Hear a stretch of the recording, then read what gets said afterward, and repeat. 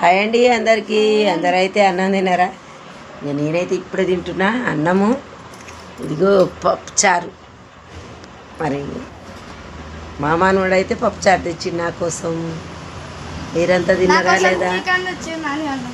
Chicken తెచ్చిండు మా daddy, నా బంగారు పండు, మా అయ్య, నా తండ్రి చికెన్ తెచ్చిండు నా కోసం.